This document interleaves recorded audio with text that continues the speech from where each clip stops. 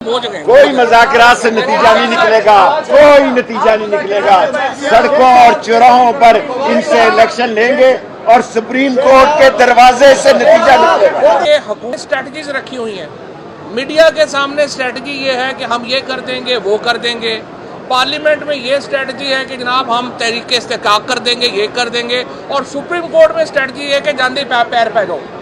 یہاں پہ اسٹریٹجی یہ ہے کہ جناب جو ججز کہہ رہے ہیں ہمیں معاف کر دیں، یہ باہر والے تو بیوقوف ہیں، یہ ہے وہ ہیں، لیکن چلے اس بحث میں جانے کی ضرورت نہیں ہے۔ سپریم کورٹ کے حکم کے اوپر آج اگر مذاکرات کی گفتگو شروع ہوئی ہے، ہم اس کو ویلکم کرتے ہیں۔ شاہ محمود قریشی صاحب جو ہیں وہ ہمارے اس ڈیلیگیشن کے سربراہ ہیں، انہوں نے بتا دیا ہے ہم مذاکرات کے لیے، شاہ صاحب بھی یہاں پہ ہیں، علی ظفر صاحب بھی یہاں پہ ہیں، میں بھی یہاں پہ ہوں، ہمیں بلائیں گے، لیکن یہ پروسیس لمبا نہیں چل سکتا۔ 2-3 دنوں میں آپ فیصلہ کر لیں، ورنہ الیکشن جو ہے وہ آئین کے مطابق خیبر پختونخوا اور پنجاب کا مطلب یہ ہے 75% آبادی پاکستان کی اس وقت غیر نمائندہ حکومتوں کے انڈر ہے۔ غیر نمائندہ حکومتوں کا تصور پاکستان کے آئین میں نہیں ہے، لہٰذا آپ نے یہ الیکشن کروانے ہیں ہر صورت میں، اور سپریم کورٹ کا حکم اس کے اوپر واضح ہے۔ الیکشن کمشنر کو اور ان کو جو 21 ارب روپیہ جاری نہیں کیا گیا، یہ غیر آئینی ہے۔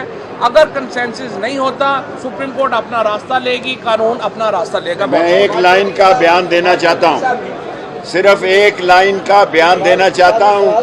یہ مذاکرات وقت ضائع کرنے کی حکومت ایک سازش کر رہی ہے۔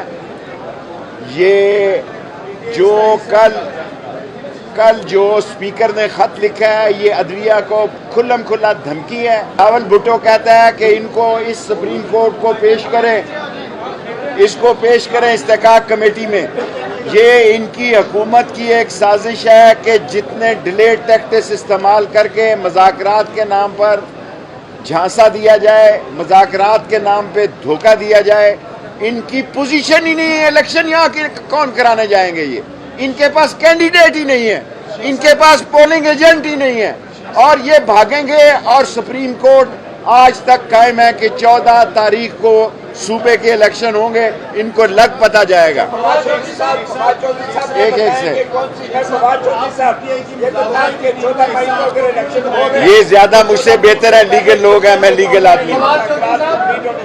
دیکھیں بالکل ہماری تو دیکھیں کوئی بات ہے نہیں، ہم تو چاہتے ہیں کہ آج شروع، ہم چاہتے ہیں کہ آج شروع ہوں اور کل تک جو ہے وہ فائنلائز ہو جائے۔ بہرحال اگر مذاکرات میں حکومت نے نومینیٹ کیے لوگ جو سنجیدہ لوگ ہوئے تو جلد ختم ہو جائیں گے۔ کوئی مذاکرات سے نتیجہ نہیں نکلے گا، کوئی نتیجہ نہیں نکلے گا۔ سڑکوں اور چوراہوں پر ان سے الیکشن لیں گے اور سپریم کورٹ کے دروازے سے نتیجہ نکلے گا۔